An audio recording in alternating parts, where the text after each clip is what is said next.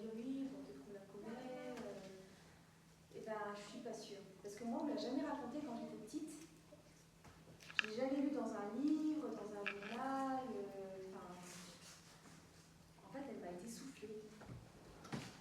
Et il faut croire qu'il faut partir loin de chez soi pour pouvoir réouvrir ses oreilles, réouvrir son cœur et accueillir un tel cadeau.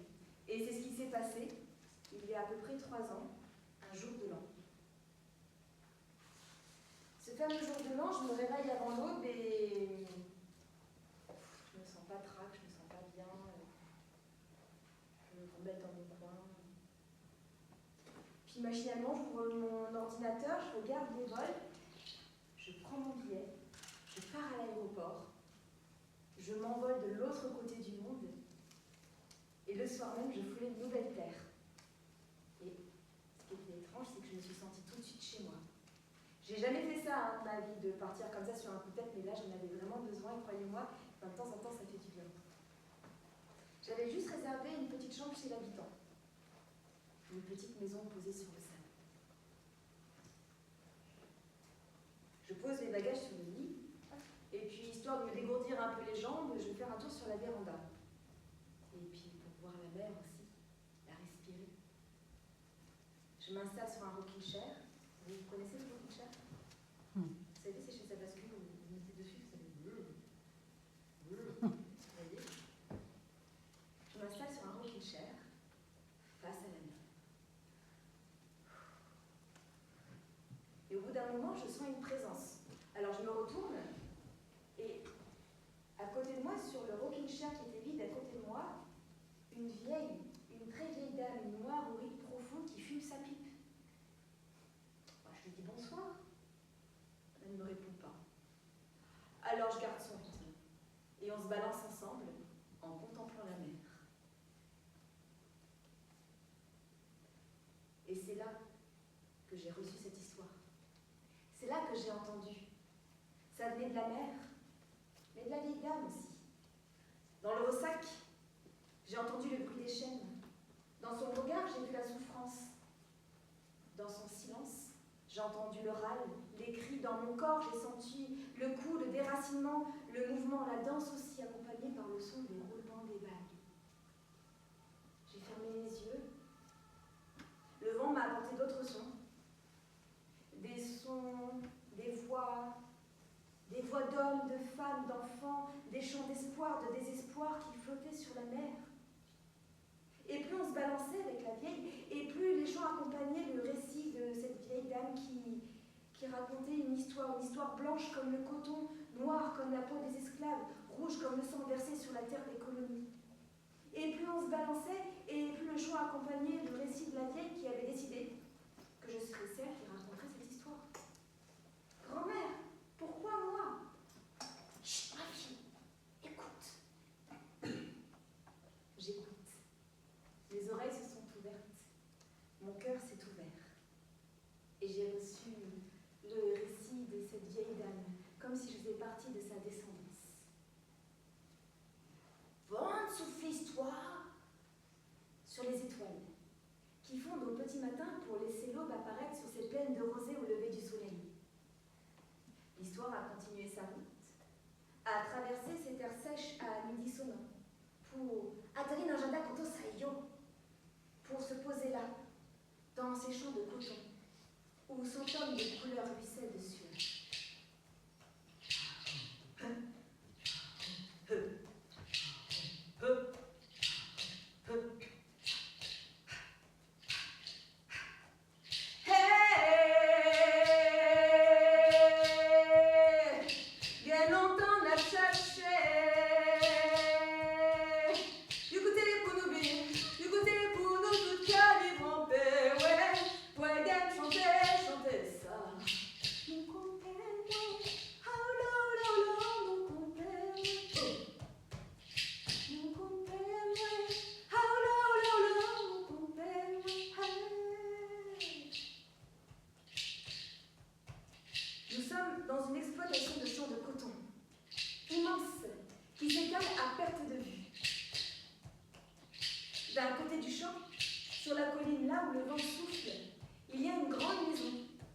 C'est la la maison des patrons, la maison des colons. Elle est si blanche qu'elle en est silencieuse. Pourtant, il y a du monde à l'intérieur. Il y a Monsieur Gros-Blanc, le patron. Il y a Mary, sa femme, la maîtresse de maison, qui ne sort jamais sans son ombrelle pour s'abriter du soleil. Et il y a aussi les esclaves les moins foncés, qui sont domestiques d'intérieur ou nègres de jardin. De l'autre côté du champ, là où le vent ne souffle jamais, il y a la casa, un petit village où vivent et dorment les travailleurs des champs, les esclaves. Et parmi eux, il y a Mana. Mana, la conseillère. Mana, la guérisseuse. Mana, la nourrice. C'est elle qui élève tous les enfants de la casa et qui reste souvent accrochée à ses jupons. Sauf son propre fils, Belou Boy, qui préfère sauter la barrière et courir toute la journée dans la forêt. Bon, elle n'est pas prête à travailler dans les champs, celui-là. La casa, oui, on sent la cruauté, on sent la maladie, on sent tout ça, mais la casa, c'est aussi toutes ces couleurs. Sa vie de couleurs, d'odeurs, de bonnes galettes de maïs confectionnées par Mana. Ça rit, ça chante, et le soir on se retrouve encore, on se rassemble autour du feu. Alors non, on ne peut pas battre le tambour, c'est interdit par les maîtres, mais on chante. On se raconte les histoires des ancêtres. Et puis on se raconte les histoires aussi des lois, des esprits comme on dit chez nous. Les lois de la forêt, ou les lois des eaux. Vous savez, ces grands serpents blancs qui sortent de la rivière les soirs de pleine lune pour aller chercher des enfants à la peau blanche, très blanche, pour les prendre à leur service. Des années, voire des centaines d'années. Ouais! Hé! Est-ce que tu l'as entendu? Un cri de naissance! Hein? Un cri? Hé! C'est Mary, Yakouche! Mais non, c'est Mana qui a chanté un bébé. Attends, hein? Un cri, hein? N'a de naissance. Un cri n'a de naissance en même temps. My Lord, tu as raison. Mary had a baby. Mana had a baby en même temps. C'est bien pour qui pour combiner de trade on gun. Hey, Mary had a baby, yeah. Oh, Mana had a baby, yeah, my Lord. Oh, Mary had a baby, yeah, Lord. C'est bien pour qui pour combiner de trade on gun. Mana had a baby, yeah, my Lord. Mary had a baby, yeah, my Lord. Man had a baby, yeah, Lord. The people keep coming, the people keep coming, and the tread on gun. Hey, the people keep coming, the people keep coming, and the tread on gun. Ah ah.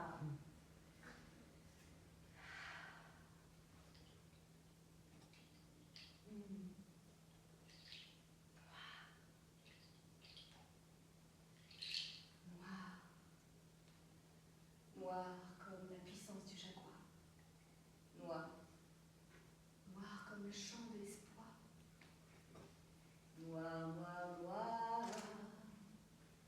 Noir comme la pupille de Mana.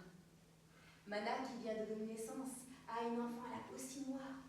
Noir vivant, noir vibrant, noir. Le soleil pénètre dans la case et vient embrasser l'enfant qui vient de naître.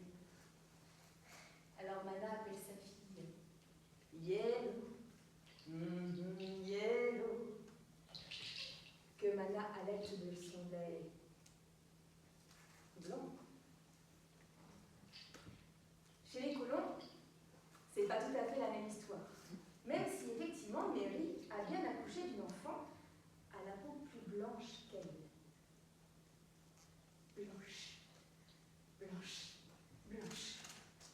Aussi blanche que les murs de cette chambre. C'est insupportable. Blanche. Plus blanche que moi. C'est insupportable. Non, je ne peux pas te prendre contre moi. À cause de toi, mon mari va savoir. Tu vas trahir mon secret. Hein? Tu vas trahir ma peau de métisse. Non,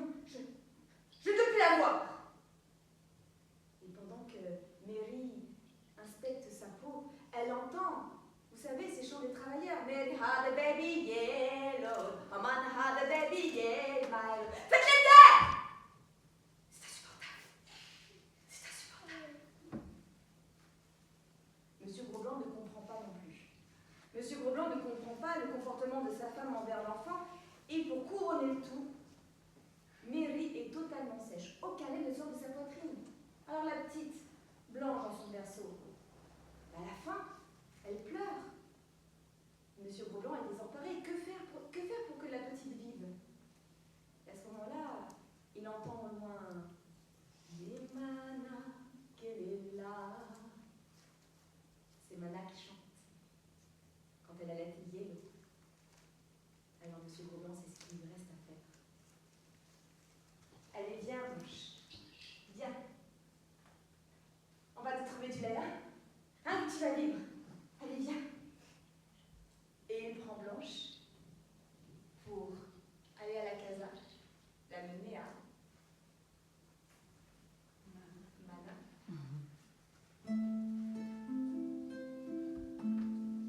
Mais Mana, qu'elle est là. Mais Mana, Wayola. Mais Mana, qu'elle est là. Et Mana est si heureuse d'accueillir cet astre blanche, devant son astre noir, Yellow. Blanche et Yellow dans ses bras, quel bonheur. Qu'elle va allaiter de son lait blanc et puissant. Lien indéstructible, sœur de lait. Mais Mana, qu'elle est là. Mais Mana, Wayola.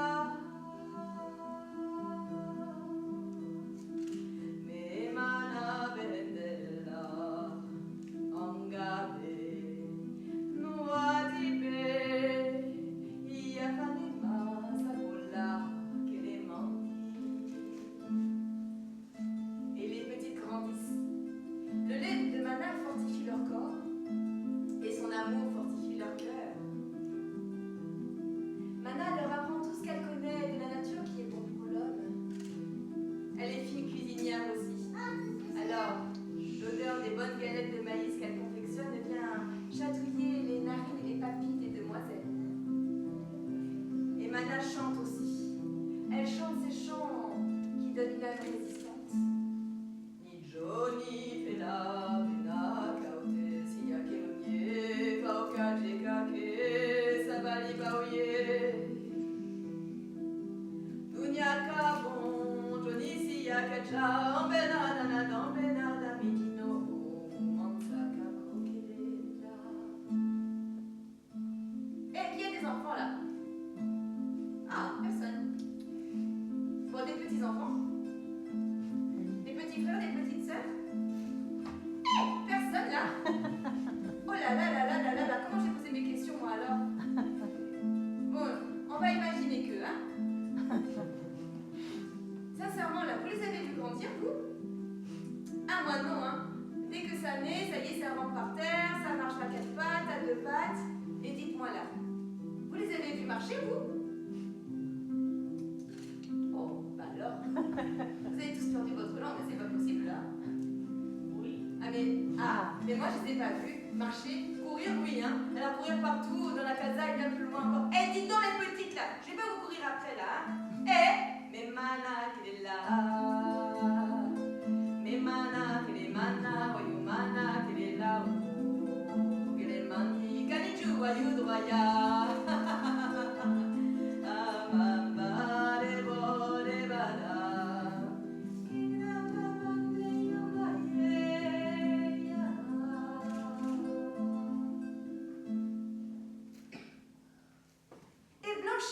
Tu viens, on va grimper aux arbres.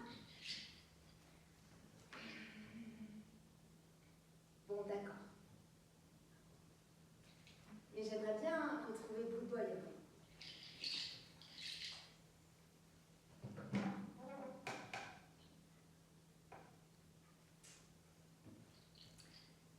Alors voici Blanche et Yellow dans le champ de coton pour retrouver Blue Boy. Blue Boy, leur grand frère. Blue Boy, le fils à Mana, ça va? Blue Boy, lui aussi, il a grandi. C'est encore un enfant, mais malheureusement, il a l'âge de travailler. Et son dos a déjà bien travaillé aussi. Mais cela ne l'empêche pas d'avoir envie de jouer avec ses sœurs. Et quand ils se retrouvent, ce qu'ils aiment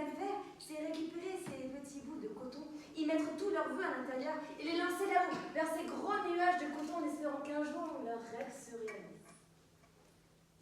Et avec la baguette noire du coton, ce qu'ils aiment faire, c'est jouer à la bagarre comme les blancs. Ha! Ou alors, à aller frapper l'une contre l'autre. Pour accompagner les chants des travailleurs.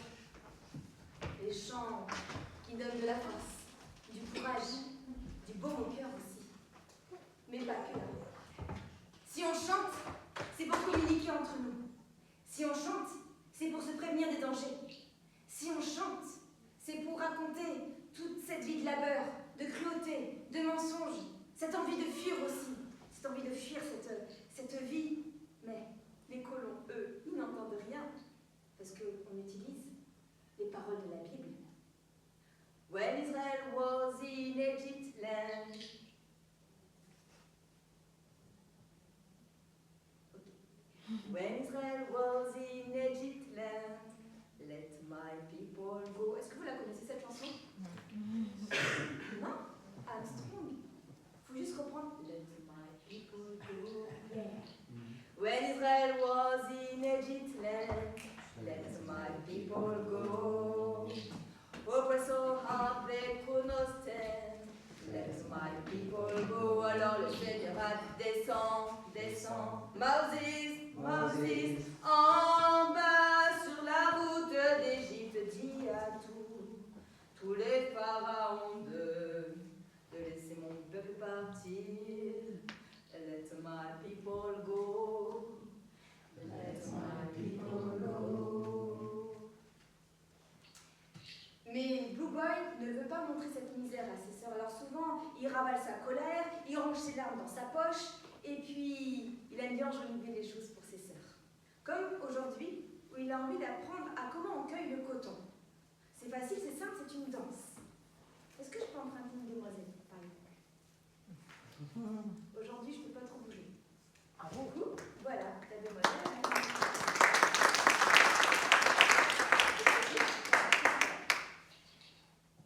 Pour cueillir le coton, c'est simple. C'est une danse. La première chose, c'est de sauter en arrière. Mais sauter plus, parce que moi, je ne peux pas sauter. Toi, tu peux. Ouais. Voilà. Ensuite, il faut que tu te retournes en sautant. Tu sautes en te tournant comme ça. Parfait.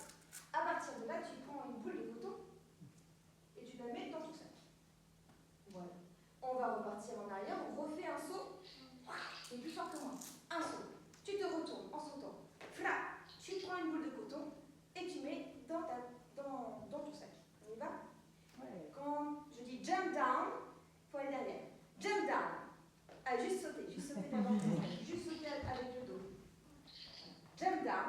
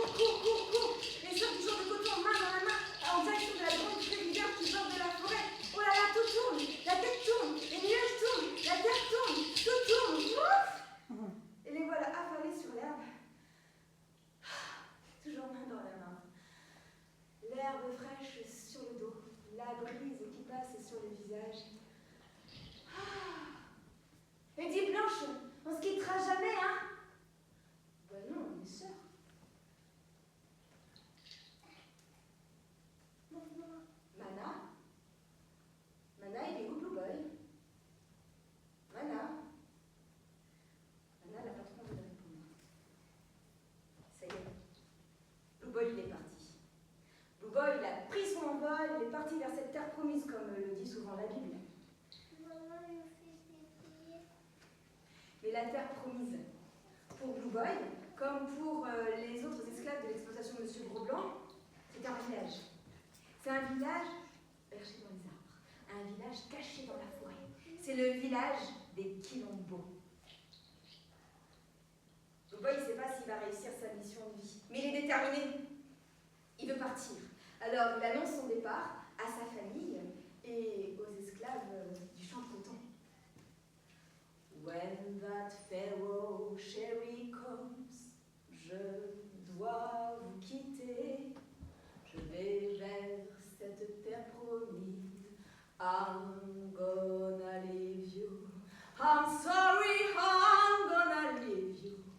Et là, tous les travailleurs des champs leur ont fait ses adieux. Farewell, oh farewell, but I meet you in the morning. Farewell, oh farewell. Et c'est ce qu'a chanté Blue Boy avant de partir. Farewell, oh farewell.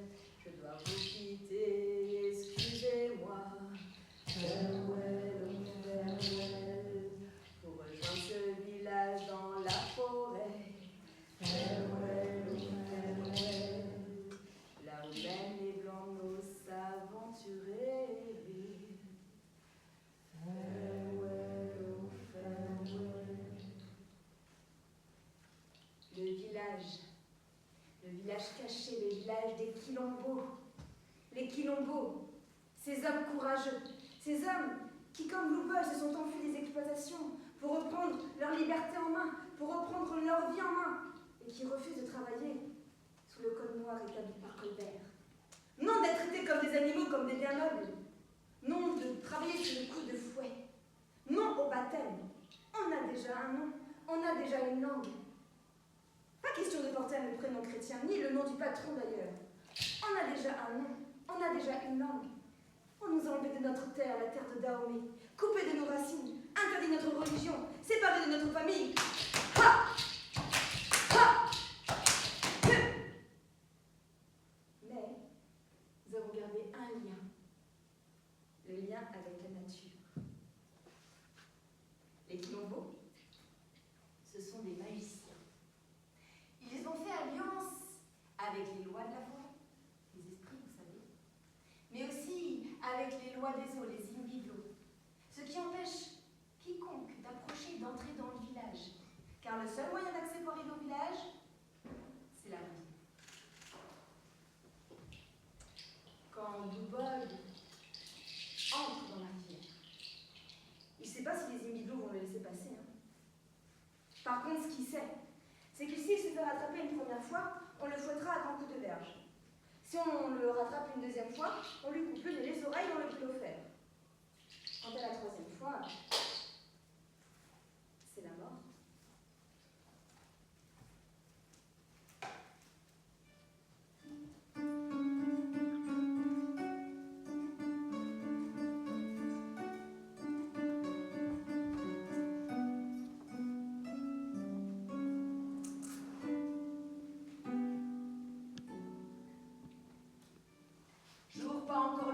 Au travail. Soleil déjà couché, encore au travail. Tous pareils on dit, nés du même père. Alors pourquoi, hein? Dis-nous. Sommes-nous tous privés de, sommes-nous tous privés de? Sommes-nous tous privés de, sommes-nous tous privés de? Vie, père, jour, pas lever, n'a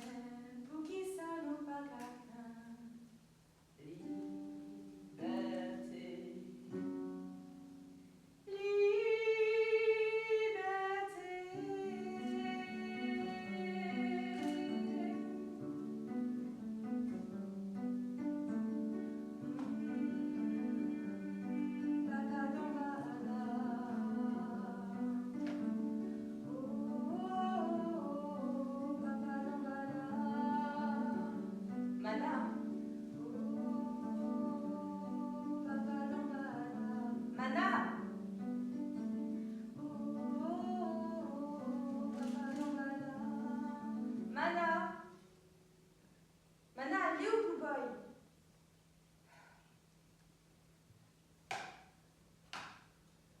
Mana, est-ce qu'on va revoir Blue Boy? Mana ne veut toujours pas répondre. En fait, elle veut protéger ses filles. Surtout Blanche, qui est la fille du patron, ne l'oublions pas. D'ailleurs, aujourd'hui, c'est son jour de visite. Et Blanche, grâce à ces jours de visite, sait que M. Gros-Blanc est son père. Par contre, elle n'a jamais rencontré sa maman biologique, Mary, qui refuse d'accompagner son mari. Vous n'y pensez pas? Moi, vous accompagner dans ce lieu plein de miasmes, plein de noirs sales, dégoûtants? Non, merci. Et je vous prierai de prendre un bain en rentrant. M. Gros-Blanc arrive à la casa. Aujourd'hui, c'est un peu spécial, l'ambiance a changé. Il remarque les regards de ces jeunes hommes noirs sur sa Blanche, et son cœur de perle lui dit qu'il serait peut-être temps qu'elle rentre à la maison. Ma Blanche! Oh, je suis heureux de te voir. Tu sais, aujourd'hui, c'est un jour spécial aujourd'hui. Tu rentres à la maison, chez nous, chez toi. Chez moi?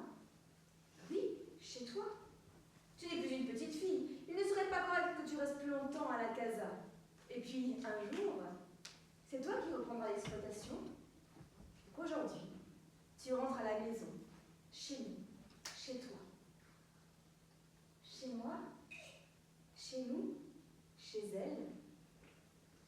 Blanche ne comprend plus, mais la casa, c'est pas sa maison, mais Mana, sa mère, et Yellow, sa sœur, et Blue Boy, et Monsieur Gros-Blanc ne lui laisse pas le temps de réfléchir, que la voilà déjà embarquée dans la calèche, en route, vers cette grande maison, la grande maison blanche, la maison des patrons, sa maison. On lui fait visiter la maison, ainsi que cette chambre. Il paraît que c'est sa chambre de naissance. C'est tout blanc. C'est bien triste. Pas un seul souffle de vie, pas un seul souffle de vent. La joie quitte le visage de Blanche. Son cœur se fait tout petit et son corps se flétrit à vue d'elle comme une rose à peine éclose. Son seul plaisir, c'est quand Yellow, en catimini le soir, en cachette, sans se faire voir, avec des galettes de maïs confectionnées par Mana, elle va voir Blanche pour lui apporter ses galettes, qu'elle déguste ensemble. Seul plaisir des papilles encore.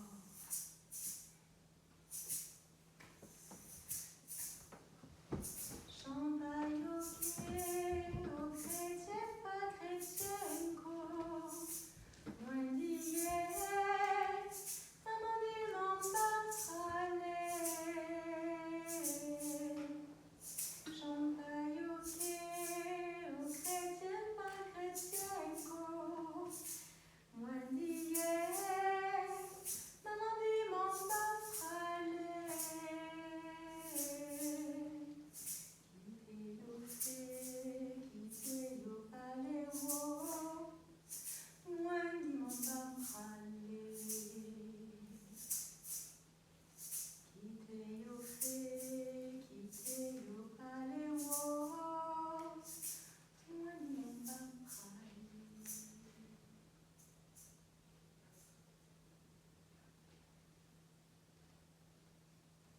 Quelque temps plus tard, M. Gros-Blanc doit quitter l'exploitation.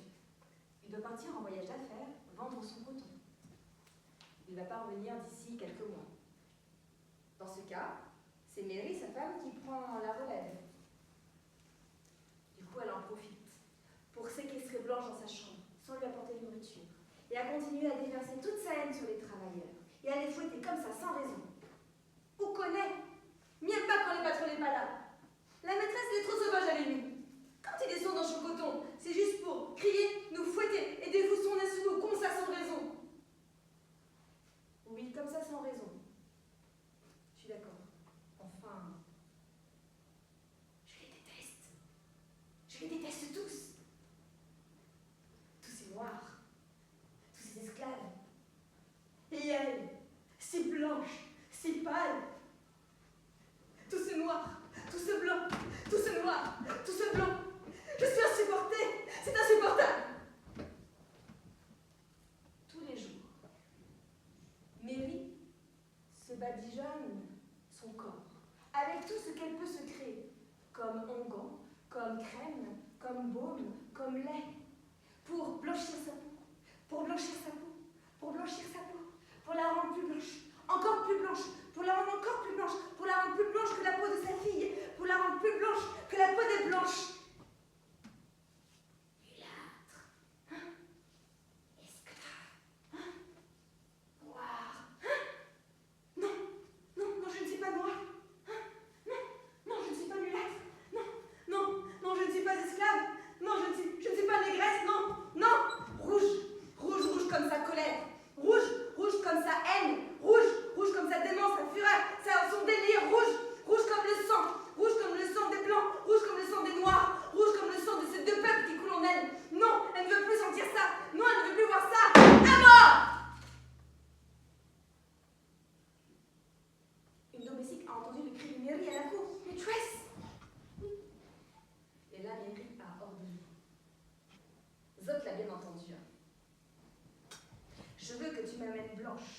Ce soir, dans la forêt, devant la rivière qui bouillonne, et tu la donneras aux Zimbiglo.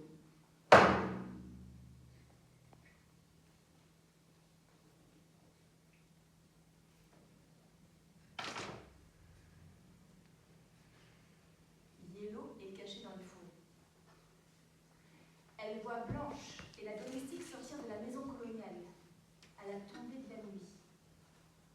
C'est pas normal. Alors elle décide de les suivre sans se faire voir. La nuit tombe. La pleine lune apparaît.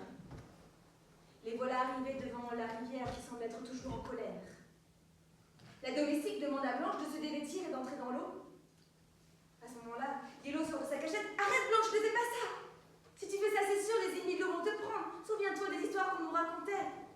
Si tu vas dans l'eau, les Zimbiglo vont te capturer.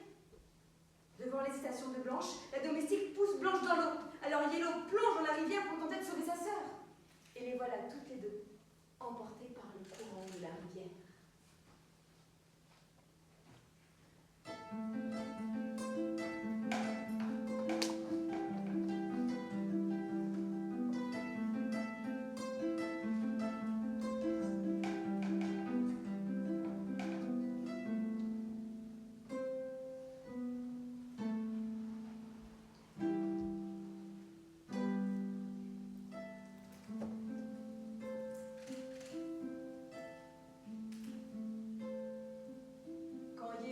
Blanche ouvre les yeux. Elles sont sous l'eau. Étrangement, elles n'ont pas peur. Tout semble paisible dans les profondeurs. L'eau les enveloppe comme une douce couverture. Même le courant semble avoir changé sa trajectoire pour leur éviter tous les obstacles.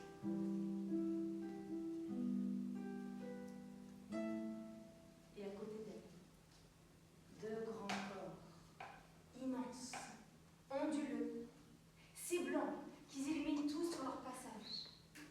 Deux grands serpents qui nagent à côté d'elle, tels des gardiens. Zimbiglo, ya ye, dans Balawiglo, ya ye. Zimbiglo, ya ye, dans Balawiglo, ya ye. Zimbio poco connais-moi, Zimbio poco connais-moi là. Zimbiglo, ya ye.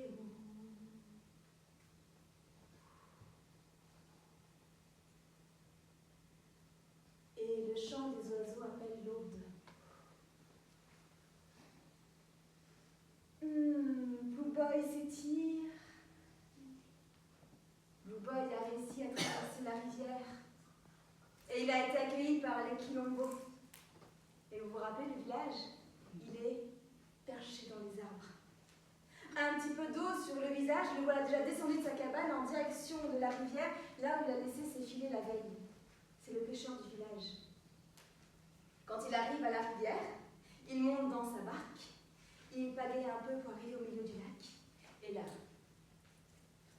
il commence à remonter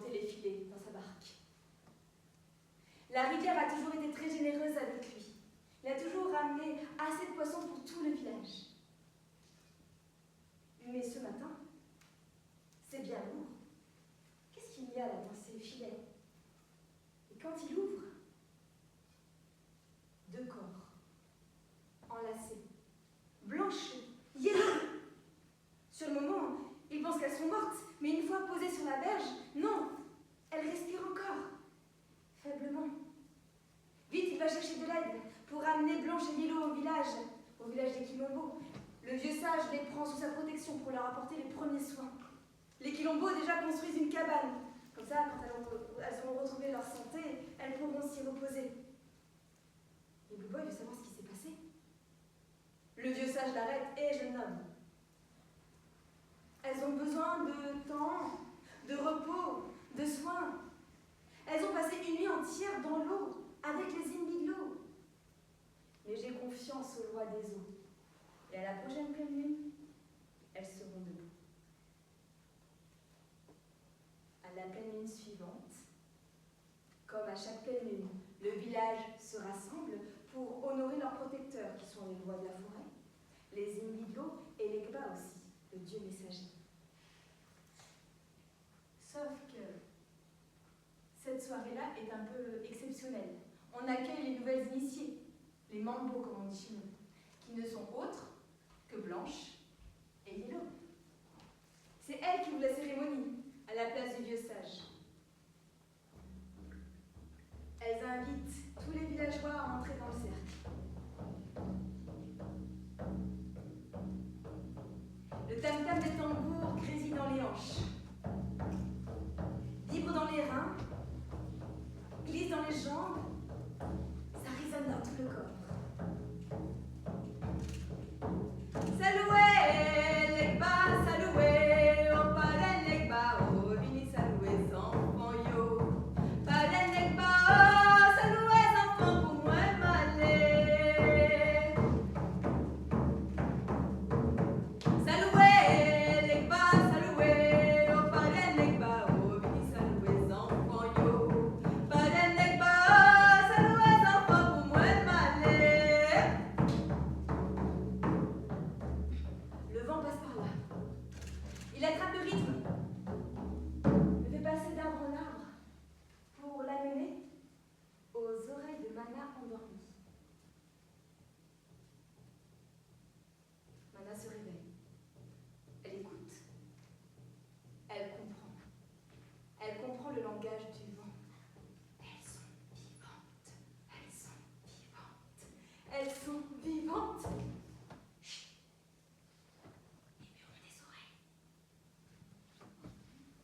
Au même moment, Mary, qui est dans la forêt, en train de se faire blanchir la peau sous les rayons de la lune.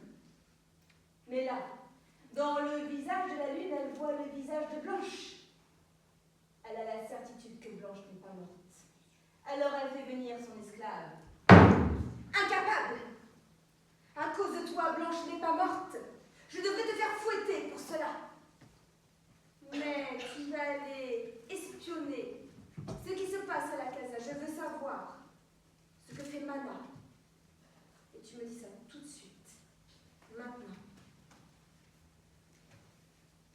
Alors,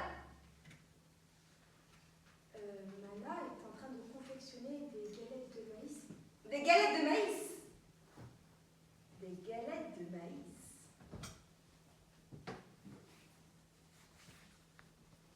Mary a une idée. Elle s'enferme dans sa chambre. Et avec tout ce qu'elle connaît, elle confectionne un terrible poison. Elle sort de chez elle. Elle va jusqu'à la case de Mana, là où refroidissent les galettes de maïs, là devant. Sur chacune des galettes, elle y met quelques gouttes de ce terrible poison. Et elle rentre chez elle, personne ne l'a vue. Mana sort quelque temps après avec un panier, elle remplit de galettes et elle part rejoindre ses enfants. Elle sait qu'ils sont au village des Quilombos. Elle fait bien attention de ne pas être suivie. Quand elle arrive, grande embrassade, enfin réunie. Et les premières qui croquent dans les galettes, c'est Blanche et Yellow, mais qui tombent inanimées direct sur le sol, les lèvres déjà bleuies par la mort. Non, non, ce n'est pas possible. On vient juste d'être réunis. Non, pas maintenant. Non, non. Mes amis, comment mouiller, en bas des choses saillantes, comment mouiller.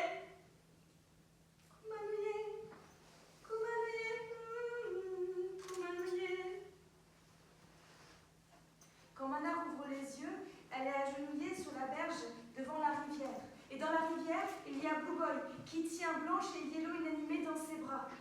Il essaye de nettoyer le poison qu'elles ont avalé, mais rien n'y fait. Il sait ce qu'il lui reste à faire. Mana, rien ne se passe à la surface. Il faut que je plonge, là où la rivière n'a plus de fond. Et il plonge avec les deux corps. Mana sait. C'est tellement dur pour le cœur d'une mère. Elle s'avance vers la rivière, une prière au bord des lèvres, et elle commence à faire comme si c'était une longue chevelure, à la peigner. Derrière elle, il y a tous les quilombos qui sont là, et qui frappent le sol. Ils essayent de réveiller les lois de la terre. Ils essayent de réveiller les lois des eaux. Qu'ils entendent enfin leur prière. Pahoum, pahoum, pahoum, pahoum, pahoum, pahoum, pahoum, pahoum. Mucho lo fremue, mucho lo fremue, mucho lo fremue, mucho lo fremue, mon compemue. Haula, mon compemue. Mon compemue. Haula, mon compemue.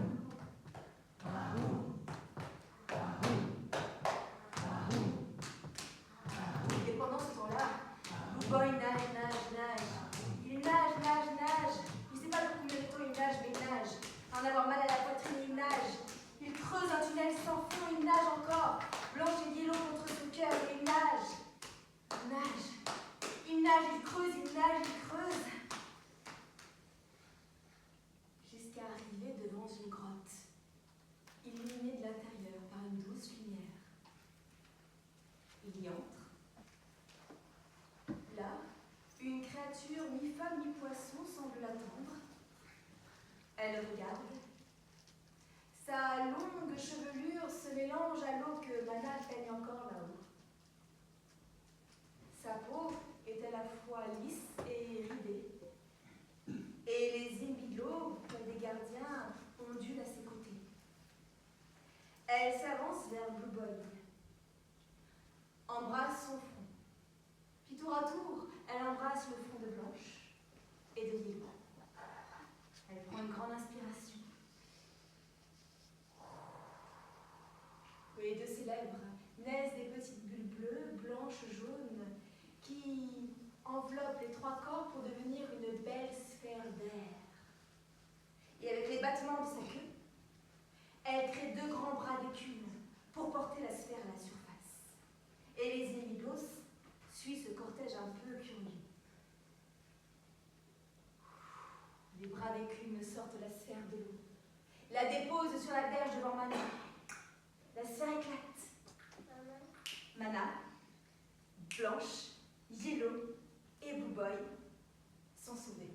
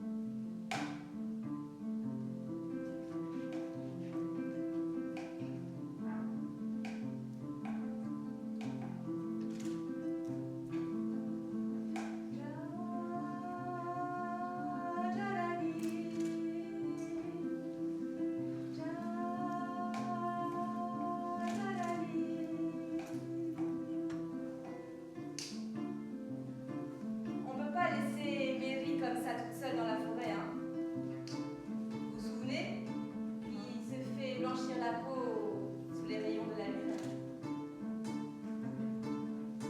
Mais là, dans le visage de la lune à nouveau, elle voit encore le visage de Blanche et elle sait qu'elle n'est pas morte. Toi, encore là, tu me laisseras donc jamais tranquille. Tu me suivras toujours comme mon ombre. Dans sa folie, elle prend le fusil de son mari et elle décide d'en finir une bonne fois pour toutes avec Blanche. Les yeux exorbités, la rage au ventre, elle rentre dans une fureur noire.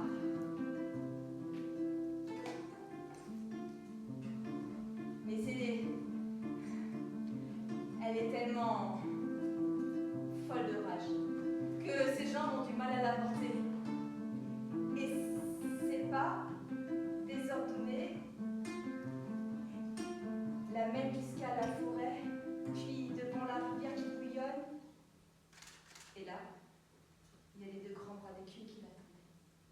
Soudain, il s'active. Il a hâte pour l'amener au plus profond de la rivière.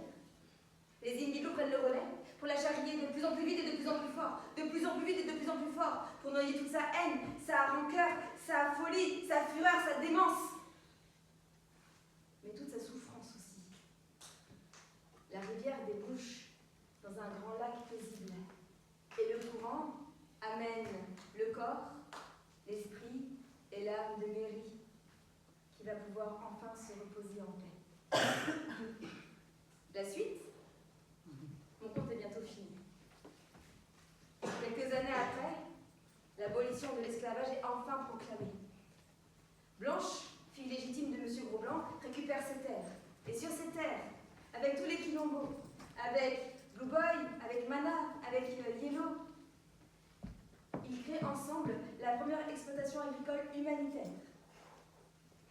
Ils gardent leur rituel de la pleine lune, se regrouper, battre le tambour, chanter en l'honneur des protecteurs, se raconter les histoires, savoir d'où on vient, c'est important. Et cet après-midi, nous sommes invités à la fête. Nous sommes invités à partager, vous savez, cette tumba francesa, vous connaissez? Cette musique, cette danse qui réunit tout le monde. Et tant qu'à faire, autant profiter de l'espace. Et du coup, je vous invite vraiment à tous venir ici. C'est pareil, partager quand même l'abolition de l'esclavage, mais je pense que je peux profiter ça. Donc, je vous invite à venir ici.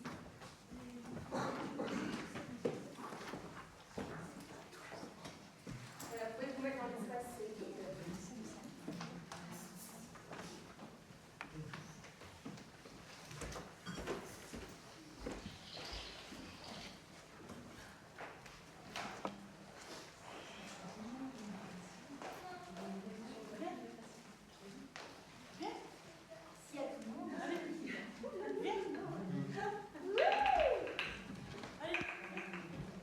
Tout le monde, hein? Tu viens? Tu veux venir? Tu peux obliger, tu peux aussi. On te sent pas. Alors, vous êtes bien rangés comme des sardines, c'est bien. Mais en fait, vous pouvez un petit peu, prenez l'espace parce qu'on va, même si ce n'est pas des grands mouvements, prenez quand même l'espace, mais c'est pas possible. Et si quelqu'un est tout seul, je veux bien avoir quelqu'un avec moi. Pourquoi? Vous pouvez vous mettre à 3 secondes.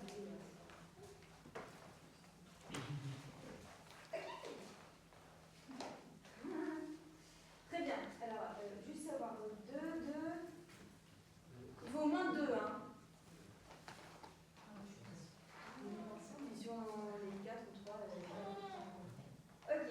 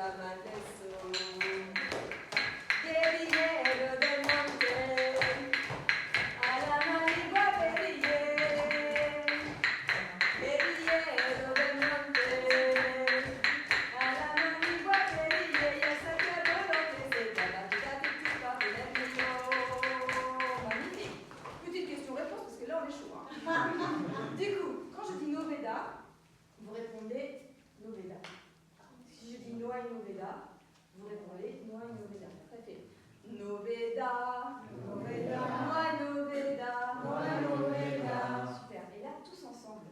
Arriba mi pueblo. Et encore Noa y Noveda. Et ça, c'est ensemble. Alors, ça fait Noveda. Noa y Noveda. Ensemble. Arriba mi pueblo. Noa y Noveda. Ça, c'est ensemble. C'est ça. Noveda. Noa y Noveda. Arriba mi pueblo.